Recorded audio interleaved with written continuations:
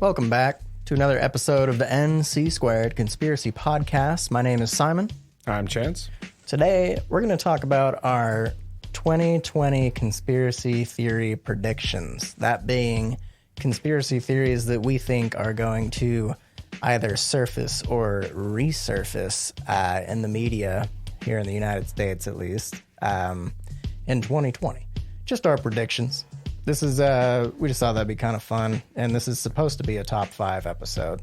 So this is going to be 5. Five of them.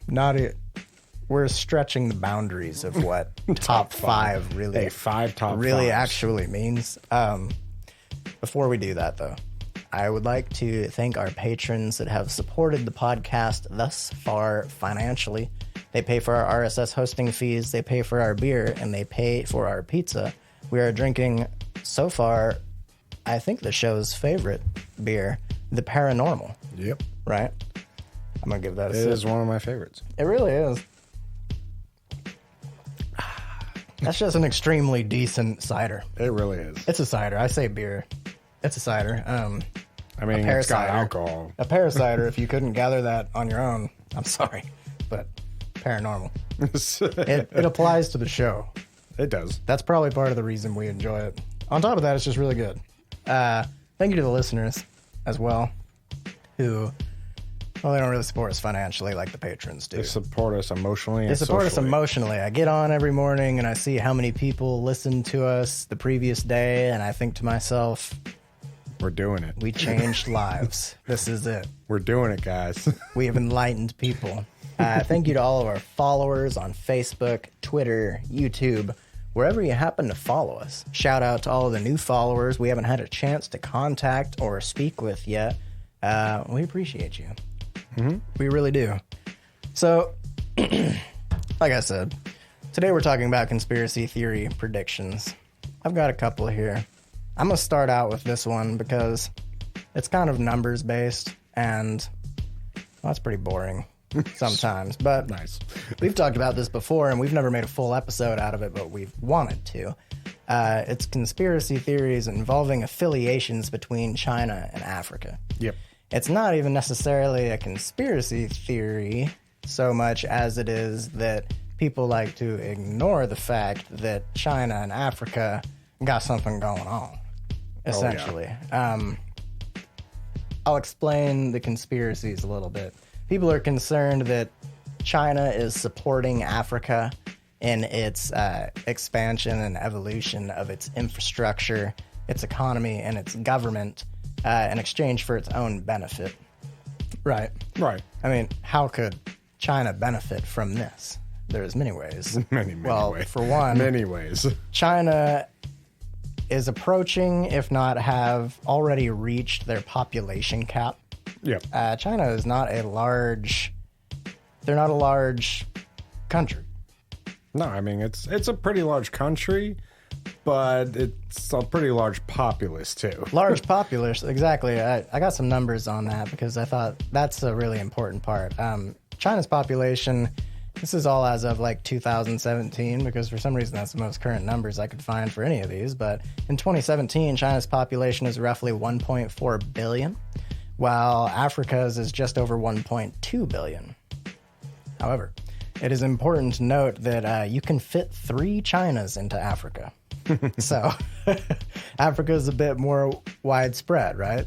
That's freaky. The United States population is only 325 million, right? Yeah. We like to view ourselves as like a superpower that cannot be tampered with, but strength in numbers is a thing. Yeah. China has 1.4 billion people. America has 325, well, sorry. United States has 325 million people. Big gap.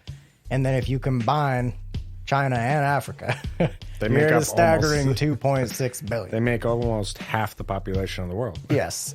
China is actually the largest population in the world currently. So adding on another 1.2 billion, Yeah. it doesn't hurt. Africa is like number 3, Africa 4. is also a continent. Yeah. We're speaking as though it's one country.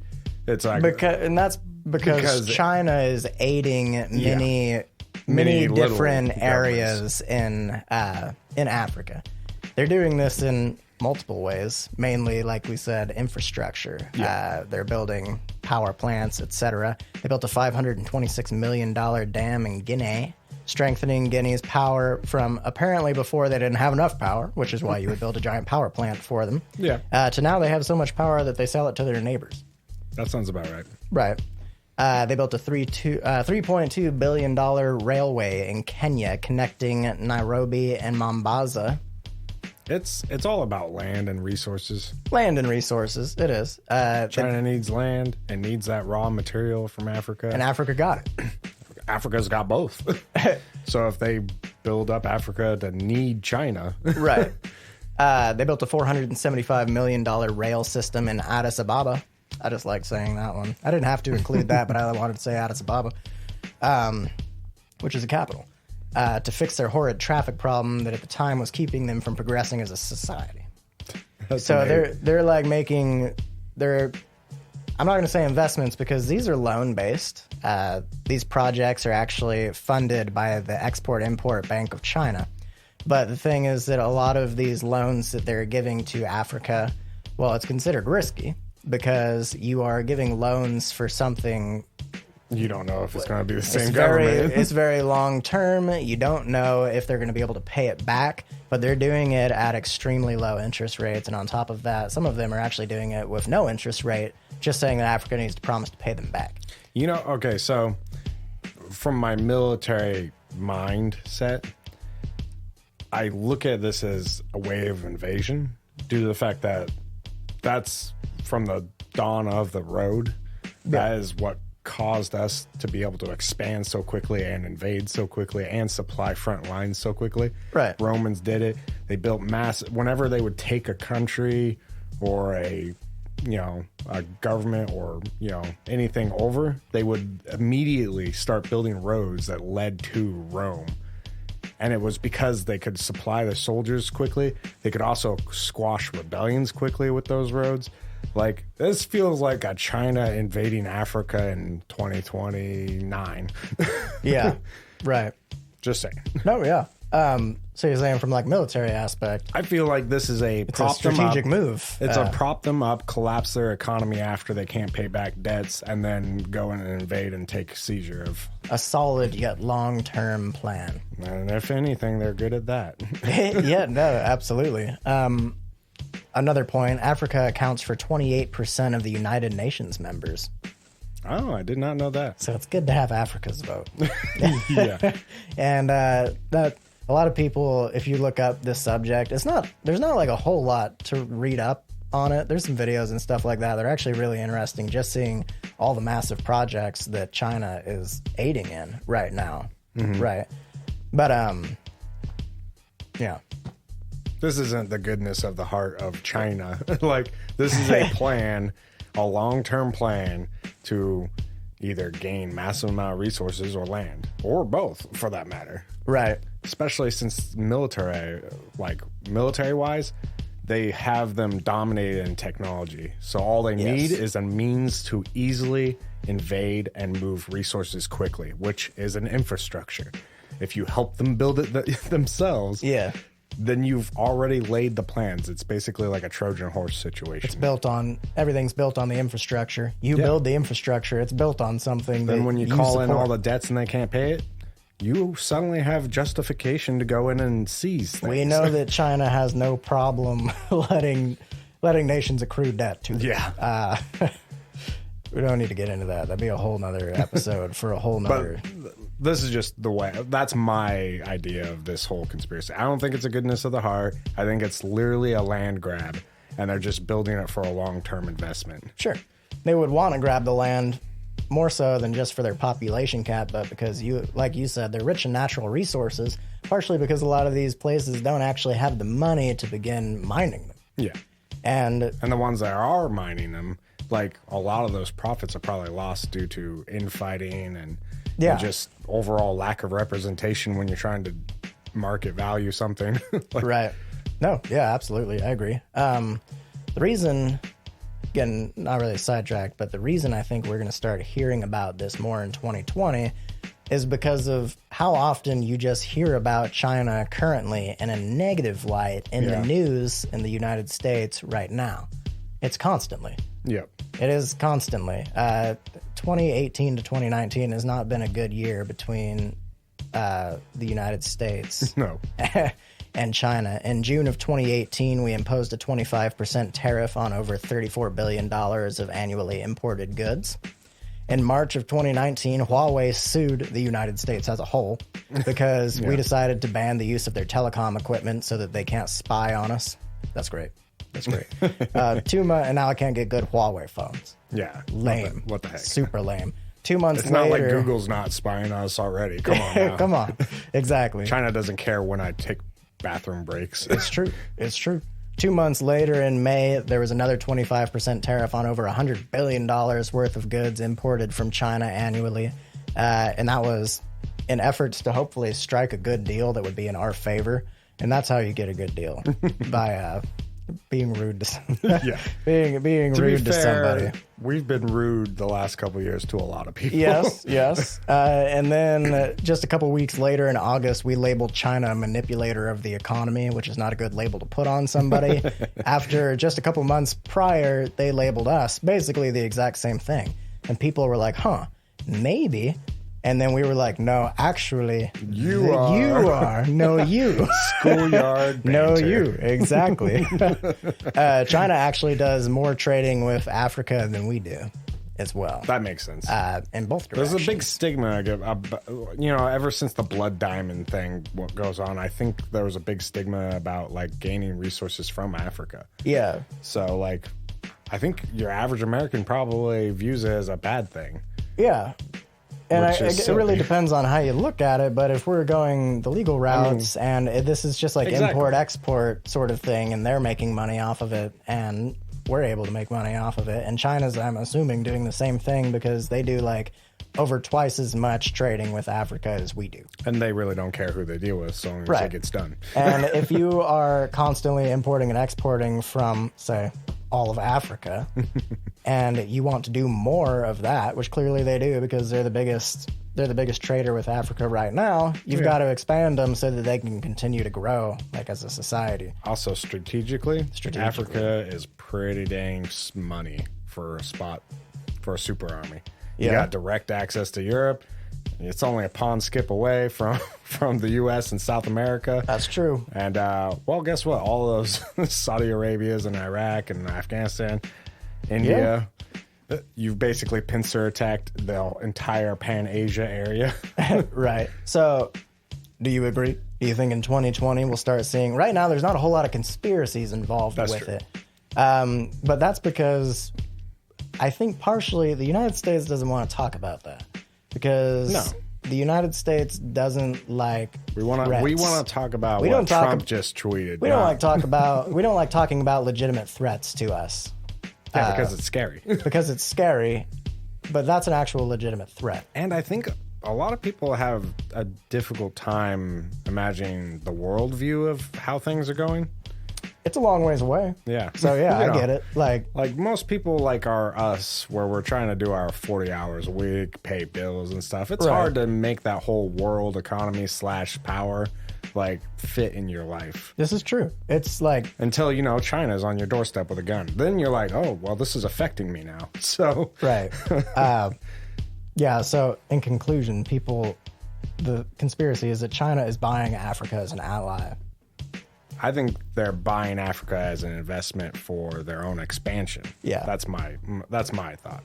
Like Africa will become more China than Africa? Yeah, they already have massive amount of tourism in South Africa, and then on top of that, they're building a massive infrastructure, like I said, that can move resources very quickly, not to mention themselves. Right. So. Right. Okay. So you agree? We'll probably see more of that. Oh, yeah, absolutely. In 2020, we're going to probably hear of some big deal that goes down that turns some government around or something there. For sure. All right. Well, we're in agreement on that one. I'm going to grab my beer and sip upon it. Go ahead and give me a prediction. Oh, my predictions. Well, with all this SpaceX and Virgin Galactic and Blue Origin stuff that we've been talking about recently. Really quick, before you go on, just because it's in my head right now, Ooh. we mentioned the other day, I said I think the Boeing is going to join in, and we were like, oh, well, maybe not. They're more of an airplane thing. I had an ad pop up in Instagram. Boeing's going to Mars. They're like they're building a rocket and everything. So I talked myself out of it when we were talking about it last time, and I shouldn't have, because Boeing is now making a rocket and they're going to Mars. Oh, of course, of course. Yep. Well, that's my 2020 prediction. Strong. Strong prediction. No, I think that we're going to see probably, I don't want to say assassination. I want to say death of a great mind. A great mind. Who do you think? Honestly, I think Elon Musk is up there on the list of people. Do you think Elon Musk over Jeff Bezos? Yes. Why? Jeff Bezos, he's just got a lot of money. Less now. He got divorced. Oh, I didn't know that. Yeah, he got divorced. I think he lost, it was almost $20 billion. Oh, that's not even that much. No, but he's no longer the richest man in the world. Ah. He was the richest man in the world, but that $20 billion put a big dent on him. Yeah. And it got me thinking, like, I should have married Jeff Bezos. Yeah, I know, right? And then divorced him. No, I think it's going to be a prominent figurehead that's also innovative, like actively being innovative. Sure. And it actually has the ability to, like, I don't know, like someone smart is what I'm trying to say, basically. I'm not saying Jeff isn't smart. Right. I'm saying he has a lot of money and he can pay a lot of smart people to do things he wants to envision. But I haven't heard of him as an actual, like, intellectual, like, trying to develop things himself. Sure. And when you... And not to say Elon doesn't have a team of assistants right. and things I mean, like he's that. got But a lot a of money, smart dude, too. Like, I mean, arguably, he's achieving the same things that Blue Origin is with less money available to him. Yeah. So, I don't know. That's all I'm saying is that I think it's going to come down. We're going to see. It was between that or like an assassination of like the president.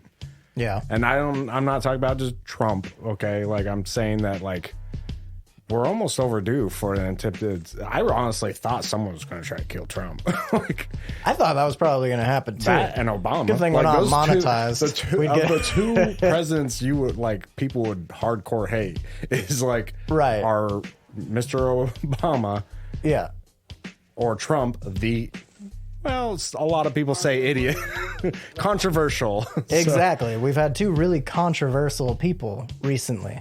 And, you know, and I'm also not the speaking of internet their policies per se, because, like, No, we don't get into we don't talk politics about here. that. But I get what you're saying. But of the two presidents, As I far would as, have like- thought it would have been one of them that there would have been a serious attempt on. As far as like tension in the air, Yeah. yeah, I get what you're saying. And again, good thing we're not monetized because we would not be now. Yes. But I think it's Elon though. I think something's going to be happening soon. He's been pushing a lot of buttons. He's been getting a lot of stuff done. And NASA's got him in the crosshairs. And NASA, man, I'd be bummed out. Oh, dude. He's like, I only get on Twitter to see what Elon Musk is currently up to and like Tesla and all that. But, and to talk to our Twitter fans. Yeah. Right. Yes. Right. But anyhow, reasons that I think that would happen here pretty soon, or that it could have happened in the past, but I'm surprised it kind of hasn't yet. Well, he's the forefront when you think electric car right now. Oh yeah. Like he and his cars seem to be in the media more often than others. Right. Yeah, more absolutely, often than yeah. not. Well, a lot of his technology has. Yeah, exactly. And there's multiple industries out there that electric cars work against. Yeah. Well, GM squashed the electric car back in like, what was it, the 1940s or 50s? We'll have to do an episode on that too. Yeah, that was a big one I was actually going to use for our other top 5 idea. Yeah, because it was like, it was a pretty big one. It was blatant as hell. Not only did they stop, well, I won't go too much into it, but not only did they stop production, claim that there was no need for it for the American person. Right. But then they went out of their way to track down every single one that was sold and then destroy it. Right. They were like, oh, there's no market for this. Yeah. So, like, if they're willing to go to that extent, I will say, however, that, like, almost all auto manufacturers have launched some sort of large electric car program. See, like, there's like an electric F-150 now. GM's was actually, like, at the time, extremely progressive. Yes. Like, to the point where news articles, the media, everybody was saying this is going to replace your gasoline vehicle. Like, because it was so efficient and so useful. And, like, it was the future. And GM, from what people say, got pressured, and then they ended up not only stopping the program entirely, destroyed all research of the program, but then they found every single vehicle they sold, which was like 600,000 or something like that. Okay. Or maybe it was just 600. Well, like that. So saying that is also drawing the line between automobile manufacturers and like gasoline companies, oil companies. Oh, yeah. Oil. Because that's where the money's being lost of electric cars. Yeah. If GM could just start making electric cars and be making the same amount of money, that's great. But there would have... We've mentioned that before, that we think there's probably a tie between... Oh, there definitely is. Like, there's no question about it. There has to be. I mean, basically the same business. But why do you think 2024... Why do you think the tension is leading up to that? I think it's because he's made some bold statements about making it to Mars with a team and stuff. Like, I think all of that's coming to a culmination that, like, they got to do something fast and now before it gets too far ahead. Because if you stop it, like, in 2020, it would take probably a pretty big effort by his team or some type of predecessor or, protege to, like, continue that fight. Really, his entire company and this Mars adventure, it's really being propelled by him. Like, his money, his innovation, his drive to get it done, and his going on out in the public and on the media and saying, this is what I'm doing. I'm not going to accept anything less. Yeah. Like, have you seen anyone else try that? Sure. Yeah, no, honestly. I'm going to try not to be on this topic for too long because we have more to cover. But that just kind of reminded me. I was reading something recently and watching an interview with Elon Musk, and he was talking about an idea that's going to put money in the consumers' pockets. And that was that when they have perfected the autopilot system in their cars, when you buy a car, you will be able to set it up to work as an autonomous Uber. Oh, yeah. And it will do the autonomous Uber thing until it has made your car payment for you. Okay, so, like, that idea in itself means anybody could have one because you don't even have to make the payment. You don't. It literally just pays for itself. The people pay your autonomous car, and that just goes straight to Tesla, and it does it, like, while you're at work, or it does it at night while you're at home. Nobody could steal it. It locks the front doors. You can only get in the back. And that was a click moment for me that is a big deal. Yeah. That's an incredible idea. Well, they've also been suppressing the crap out of his autonomous vehicles. Yes, they have. Now, I'm not saying there hasn't been setbacks, where it doesn't recognize someone in the crosswalk and straight up just hits them at 60 miles an hour. Yeah. But normal people do that too. That is absolutely true. I mean, yeah, that's absolutely true. We'll go ahead and move on to the next one just because I don't want to spend too much time on any one subject. And he doesn't like my subject. I'll talk about Elon Musk all day. Yeah, I know you know I will. I know you will. But anyhow, I was going to do a different topic first, but I'm going to do this one. My first one was kind of political, and I try and not be political. So my next two will be the opposite of political and very spacey. We were talking about Elon Musk, SpaceX, Blue Origin, Virgin Galactic, and now Boeing. Everybody is going to space, right? Yeah. I believe in 2020 will be the emergence of many new, or it's the resurfacing of many conspiracies involving the fact that the moon does not exist, and even broader than that, conspiracies that space itself is not real. Okay. Not just like flat earthers. I was about to say, are you thinking that's just going to ride the coattails of the flat earthers, or? I don't know. I think flat earthers will be triggered by this, right? Definitely. My reason why I think people are going to get new conspiracies out of this or fuel for their current conspiracies as these private companies are going to space and getting new data essentially from space is the proof in the pudding concept. And that is that as people go out, these companies go out and they get new data and they learn new stuff about space and they report that back and people see those numbers in the media. People will find a way to falsify or use those numbers against the company to prove their own point. In this case, the point being that there is no outer space, there is no moon. And that seems like I'm sure some people are listening to that and they're like, well, who on earth would think that? A lot of people think that. Just on the post I was telling you about on Instagram, that was about Boeing going to outer space, like commercially. There were some comments there that were like, oh, man's not supposed to be in space. Like, man can't live in outer space. Man has to live on Earth. There's also a bunch of them mixed in there about how, like, Earth is fine, which it's not. But talking about how Earth is fine and, like, you know, just really hating on these companies that are really just trying to give us a sci-fi future, which I'm excited for. But mixed in with those are a shockingly large amount of comments stating that outer space is not real and the moon is not real, and that all of these companies that are claiming to do that, and the reason so many companies are choosing to do that, and a lot of them are funded by the government or have funding of some sort from the government, is because the government wants to fund things that distract you from real problems, and that space is just a big distraction from what's really going on. Okay. Right. We've talked about that a little bit, but we have yet to do the Flat Earth series. And so when we do that, like, we'll talk about it more. Mm-hmm. But I think in 2020, we're going to start seeing a lot of new numbers. Last episode we did was strictly about new information that NASA gave us about space. And people comment on posts about that new data, and they are using that to fuel the fact that there is no outer space at all. They're like, see, we talked about why we think NASA has held this information so long, or why they're just now talking about it.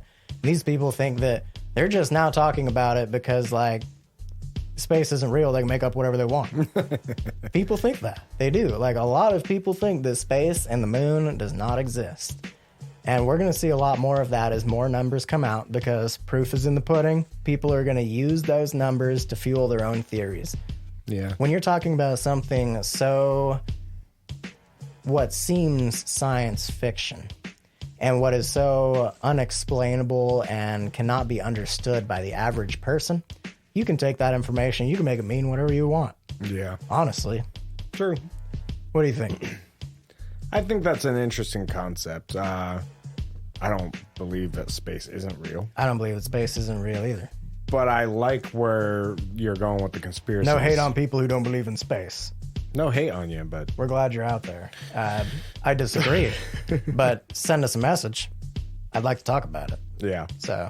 Well, we always like to talk about it. Absolutely. But it comes down to where I think you're correct in the sense that conspiracies are going to come out to distract us from real-world problems. And the good conspiracies that are actually bringing up real world problems like China and Africa, like, they're going to get shuffled in the mix. Yeah. And it's going to get diluted, and people are going to think you're crazy. And they're going to be like, oh, that conspiracy Joe, he don't know what he's talking about. And then, like, 20 years later, it was true, and and nobody remembers Conspiracy Joe. Yeah. They're just like, I thought there was something up. Yeah. No, I get what you're saying. I think it's going to be prominent in 2020 because it's the perfect storm for the people who believe in that to just find more fuel. Okay. I believe. All right, I'm going to grab my beer. Give me another one. Alrighty then. I didn't want to do two space ones back to back, but Just we're doing did. it. We're doing it. So are you doing another space one? It's it was similar to yours. We should have probably planned this. So that this is unscripted. We don't plan this. So you're going to do another space one. That's actually 3. Oh, yeah. And then I'm going to do another space one for the end. So, that's fine. 1 political to 4 space is really the ratio it should be. It really should be. No, my conspiracy is related to our recent episode about how NASA's coming out with all these new facts and stuff. And, okay. And one of the interesting things I've learned about space is that we have a probe going to the sun, and it's done several circulars. And they recently released papers and information and stuff to the public. They held on to it for a few years because they wanted to do their own analysis and stuff, which is also funny to me. That information isn't immediately readily available to the public. They're like, oh, well, we have to hold this information back in case we find something that might be scary. And one of the scary things is that our sun, the way it acts, is kind of funny. So I think we're going to see a lot of that information, and it's going to develop conspiracies because obviously we're not being told the whole story anyways. What kind of conspiracies? Well, like one of the things is the solar flares. Like a lot of people don't know, or maybe they do, but they had forgotten that back in 2012, when the world was supposed to end, there was this big thing. Well, earlier in 2012, we had a solar flare that would have wiped out like all of our electronics, all of our modern life as we know it. And it was like, I remember by not that much, but I do remember when that happened because some people remember there was talk about it. Yeah, but it wasn't nearly as big as the world is going to end story. Yeah. Even though like that was the most real potential for the world ending. my interesting concept to this probe that's been there is that they discovered that the sun is, X amount of degrees like hot, right? Right. I forget the number. Don't hate me, people. I just don't remember the exact number, and I don't like to quote numbers if I don't remember the exact number. That's fair. So let me get the numbers, I guess. Elevator music. Elevator music in the background. Well, but what? Do you have a specific conspiracy? Is it a conspiracy that's already about and it's going to surface, or are we talking new conspiracy? New conspiracy. Okay. There we go. 5,778 degrees Kelvin. Okay. That's our sun's temperature. Well, when the probe was going around, they found... That can't be right. Yep. What? 5,778 on the surface. Really? Around the sun is like in the millions of degrees. Oh, like on... Oh, okay, I see. So there's a significant amount of heat that's kind of creating like its own greenhouse kind of gas thing. Gotcha. Inside of it. Anyways, long story short, I think the conspiracy is going to be related to the fact that solar flares are going to be the problem in the future. And it's going to come out. Someone's going to make a prediction. And I think it's going to be pretty close because all it takes is one good solar flare. And we're not talking like life-ending solar flare. We're just talking about the average solar flare kind of that hits our sun. It's been in a dormant state kind of the last like 100 years or so. And it's coming back. It's on a rise. So we're going to be seeing a lot more solar flare activity. And my conspiracy for 2020, I guess is the best way to put it, is that they're going to suppress the information about a solar flare. They're going to prepare for it by correct shielding and stuff for electronics and continuing to keep that world power. Yeah. But I think it's going to wipe out all of our satellites and stuff, which if you do any kind of research, this is a legitimate concern. Yeah. And it's a legitimate thing. When a solar flare hits, it destroys everything electronic, whether it's on or off. It's not like my computer's powered down, so it'll be fine. We'll just turn it out. No, it doesn't matter. It's not like in a storm you unplug it from the wall. Yeah, it fries everything. And we have thousands and thousands of satellites, and we're heavily dependent on the internet. And solar flares are like a regular thing. It is just right now, and we're on an upflux of like solar flares. Right. It's just a matter of the correct flare in the correct direction. Correct. Our direction. I mean, again, 7 years ago, there was one that was enough to wipe out all telecommunication capabilities and every electronics in the world in one hit, and it just barely missed us. Okay. So, go 2012, end of world. That's 2012. But that's my conspiracy. I think we're going to start seeing more of those conspiracies prop up. But I think, honestly, it's going to be someone's going to talk about it. It's going to get downplayed, and then it's going to happen in the next 10 years. And it's going to be devastating to our society. That sort of thing. No more Twitch streaming. Yeah, exactly. That sort of thing does tend to get downplayed in the media. Oh, yeah.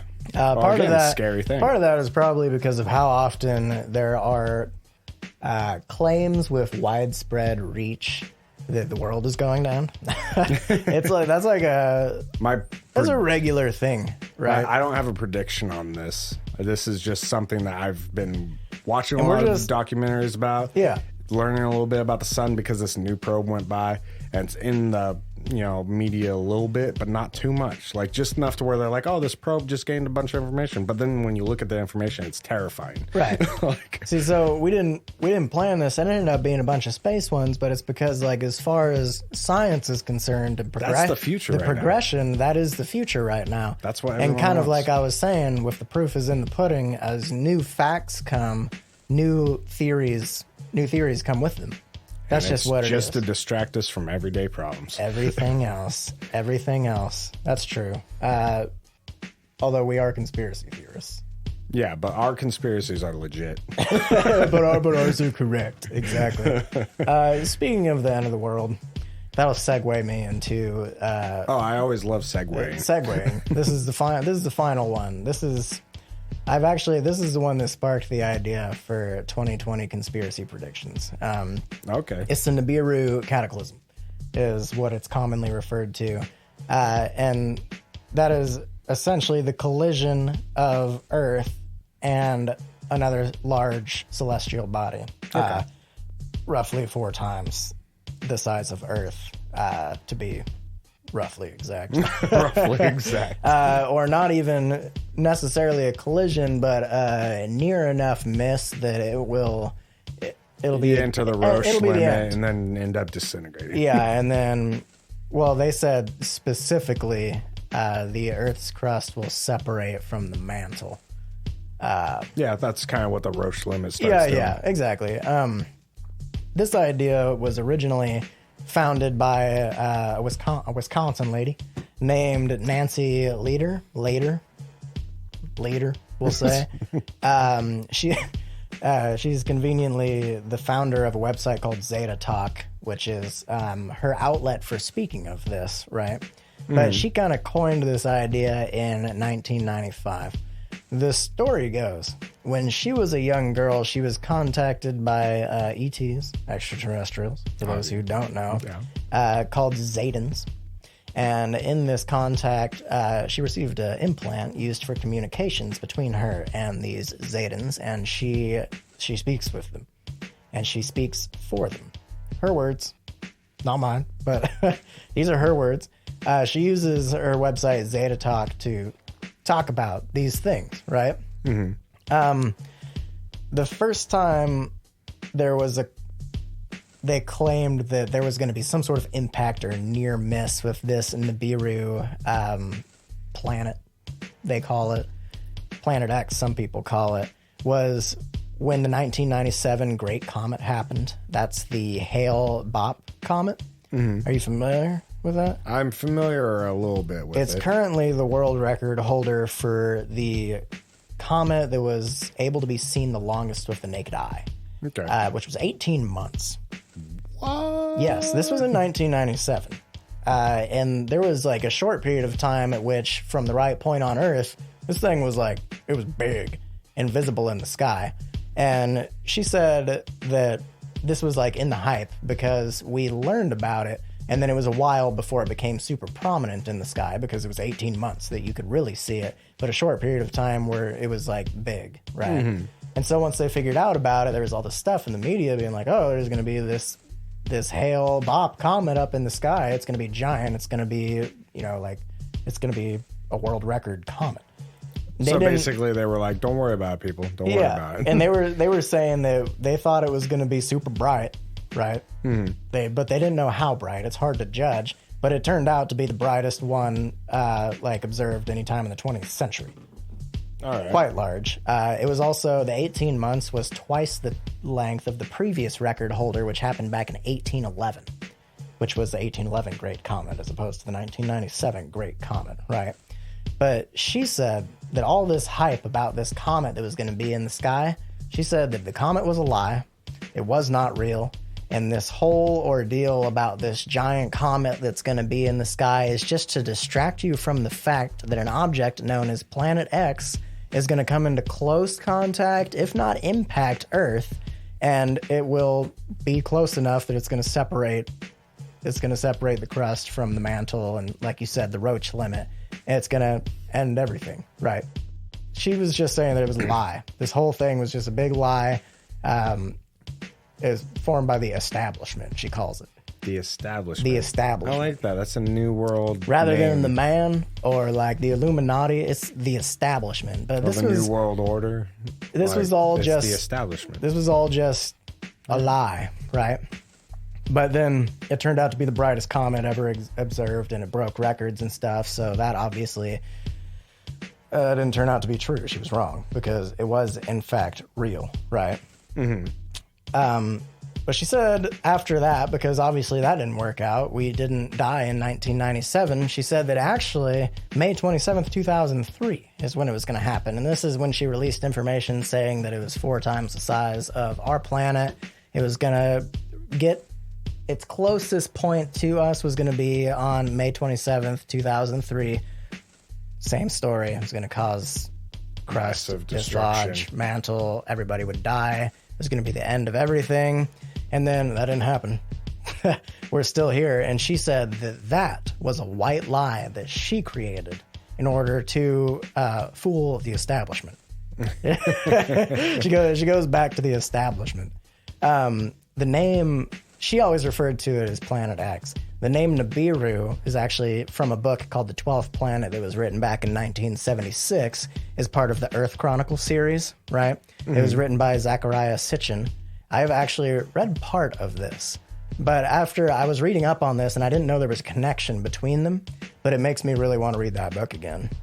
Okay. But that was back in 76. In 1996, the year after she started the website, she said that Planet X was real and the 12th planet is real, and they're the same thing, right?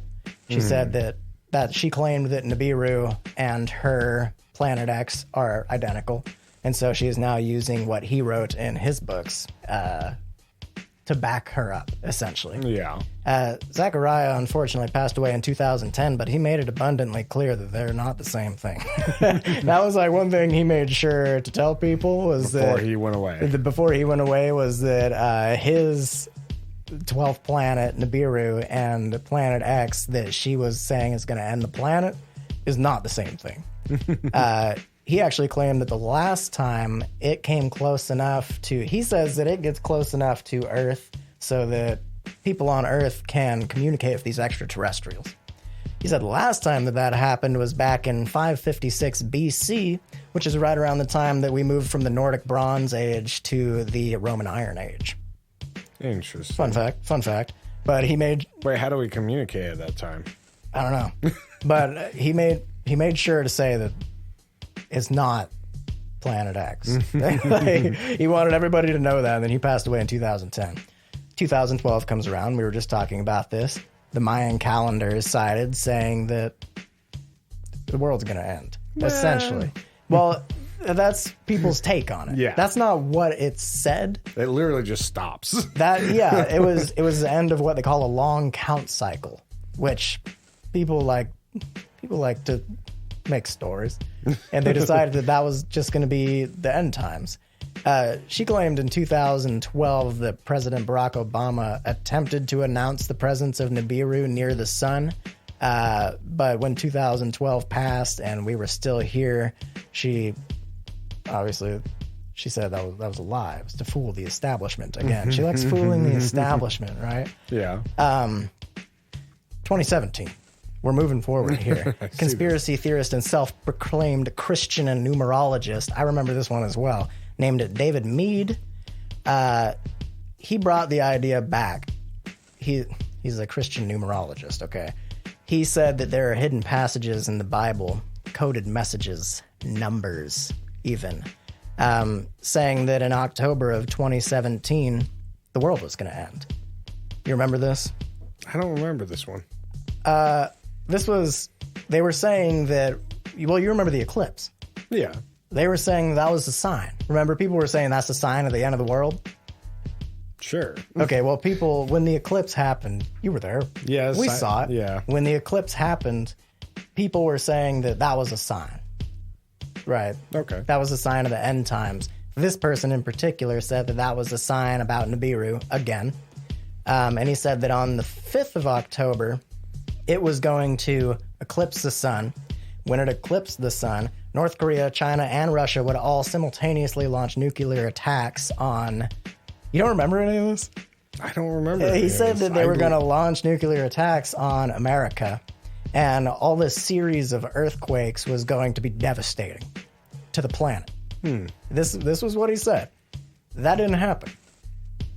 If you recall, you remember that, right? Seems like it didn't. You remember that didn't happen. But then after that, he claimed that Barack Obama was going to get elected for a third term. And when that happened, it was going to be like this whole deal of civil unrest. And that was actually what the Bible was trying to say. So it was like, first he predicted the world was going to end. That didn't happen. And then he was like, oh, it was actually because this was going to be a sign. That's what I was seeing. And so after that, there's going to be nuclear war. And that's going to be what ends the world. And then that didn't happen.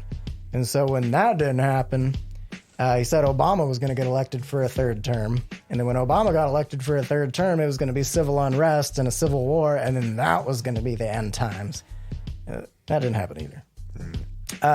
Problem with predicting the future, you got to know when to quit. That's the problem. Around round 3, he had to have lost a significant amount of followers. Yeah. I can't believe you don't remember this. I don't remember. This was before we had the podcast, but I was watching this dude and what he was saying. Yeah, pretty extensively. I might have been doing something more. Probably doing something more applicable and important. Why would this happen in 2020? Why would this resurface? Yeah, let's get around to this date you've been Okay, so 2020, I think it's going to resurface. There's many reasons. The first and foremost is 2020. People associate it with the apocalypse, I think, mainly because it sounds cool. It sounds right. The 2020 is when the apocalypse happens. Sure, why not? That's a good number. Hindsight should have been 2020. Hindsight should have been 2020, exactly. But, like, that's good. It sounds cool. If you want a more specific date, though. Yes, I would like a very specific date. I want down to the day now, this and is month. This is not a solid prediction of mine. This is a prediction for a reason that people could use to justify a date for when this might happen. Okay. Also, like, how we're not currently seeing this celestial body 4 times the size of... Well, it's infrared light. Okay. I mean, that's your info, not mine. But we'll go off of that. I was looking up just celestial happenings that are going to be in 2020 because we pretty much have all that stuff figured out. Okay. March 24th. That's when it's going to happen. March 24th. Or at least that's when people are going to say it's going to happen, I'm guessing. On March 24th, Mercury is going to reach its greatest western elongation from the sun. Okay. At the exact same time, March 24th, Venus, the next closest planet to the sun, will reach its greatest eastern elongation from the sun. Same day, 2 planets closest to the sun, as far apart in either direction as possible. Like someone's going to shoot something down the middle of the solar system right at Earth? Yeah. We can go with that. But then even on the exact same day, we will experience a new moon, meaning it'll be extra dark out. So, oh, well, that's why we can never see this planet. Exactly. That's why I think that might be a reason that people would justify, or the reasoning behind people's claims that it's going to end in 2020. See, I think everybody's got it wrong. They keep saying it's a planet. I think it's a star. You could be right. I think it's our sun's evil twin. See, that's the thing, is that anytime an end of the world thing comes up, these stories are people associating Nibiru with that date specifically. Not that that's necessarily why the person who figured it out thinks the world is going to end, but people like to associate that because they want to be right. Right? Right. Also, it's just been a few years since we had a good end of the world threat. So I think we're a little past due on that. That's a good enough reason. I think that's going to happen. And on top of that, old Nancy, we're going to call her. She currently has a YouTube channel. Ooh. And she currently uploads videos talking about this. You should really check it out. Her YouTube channel is just called Nancy Liedl, Nice. because that's her name. There was an hour-long one. I didn't get a chance to finish today, and I probably won't. But if you're curious as to why the world might be ending due to the Nibiru cataclysm, you should go check out her channel. That's it. Yeah. Yeah. All right. That's my last prediction. A lot of space ones. Well, like you said, It's relevant. It's relevant. Exactly. There is just a lot of space happenings right now. So, in conclusion, I'm going to try and remember the 5 we did here. Unscripted. That makes it tough. Ah. China and Africa, Yep. right? Elon. You did Elon or another large, innovative figure. Mm-hmm. Not large physically, but large in the media. I forgot my own. I thought I was going to forget yours, but I forgot the one that I did. Oh, the moon is not real. Yeah. An extent to that, the space in general just isn't there. It's not real either. Talked about the sun, solar flares. Yep. That one, that's fairly common. So I would be willing to bet we will. But you said new information. Well, yeah, they just released new information about the switchbacks of our solar flares and things. Well, the heat. And exactly. Stuff. So all this new information from space is dangerous sounding. And the Nibiru cataclysm. Yep. I think I would be willing to bet money that we will see theories of all of these things in 2020. I will be willing to bet money in the next 10 years we're going to have a major event. I agree. You're probably right. The tension's in the air. Yep. Yeah, that's really all I had. Plus it'll align well. I was packed in there. A little packed, but fun. Yeah, no, that's all right. That's what we planned on doing. For those who don't know, we're taking a small break after this episode. Yeah. This is, we were initially doing 24 episodes in season 1. We ended up doing 30. This is episode 30, so that's even better. But we still finished on time. So we just did extra episodes in between. But we finished 2 months ahead of time, actually, technically. We did. Well, we were initially kind of saying that once we got to here, it'd be nice to have a break for Christmas, New Year's. Specifically. There's a lot of stuff going on, and it makes it tough to get together and record, especially when we work full-time jobs that are alternating schedules and stuff like that. You know what would help with that? What? Making enough money from the podcast to not have to work. That's true. If someone feels like donate, we just need a small loan of like, we'll say as little as $50,000. I could live for the next That's 2 years. That's like minimum wage 50, for 2 people here in Washington full time. I could get away with 2 years with 50,000. Well, if we had to split it though. Oh, I thought we were getting 50 each. No. Yes. Well, sure. Yeah, why not? Let's do. You're acting like this is something we actually have to negotiate with. Let's do 50,000 a piece. If we could raise that, we'll just be able to do this full time for a year and see where that takes us. But oh God. I just want to thank all of our patrons that some of them have been funding us every single month since before we started. Oh, yeah. In January, people have been funding this every single month. That's awesome. Shout out to those people. There's a Wyatt. There's a Chloe. They give us like $10 a month.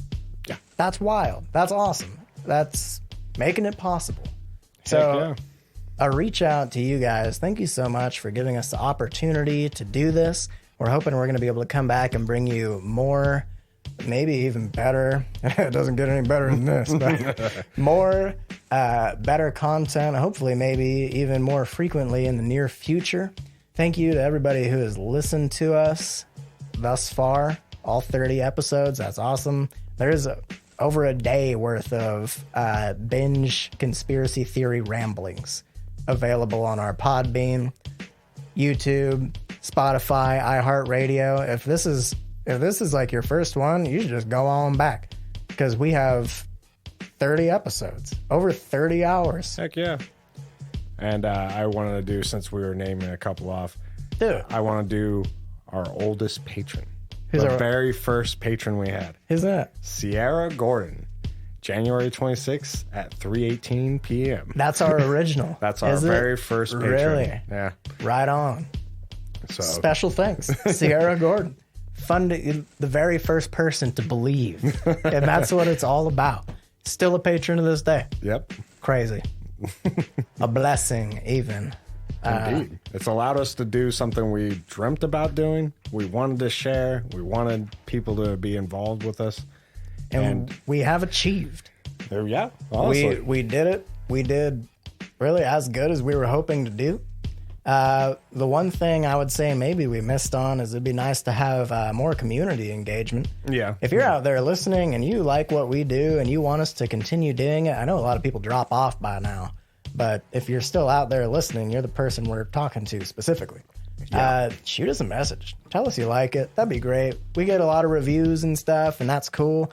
I love reviews. What are we at? We're like 4.4 stars. Yeah, I think so. And the only people that gave us bad reviews didn't even tell us why. So I don't even count it. Yeah. They're probably still out there listening now. Maybe it was just a mistake. They just fat fingered it.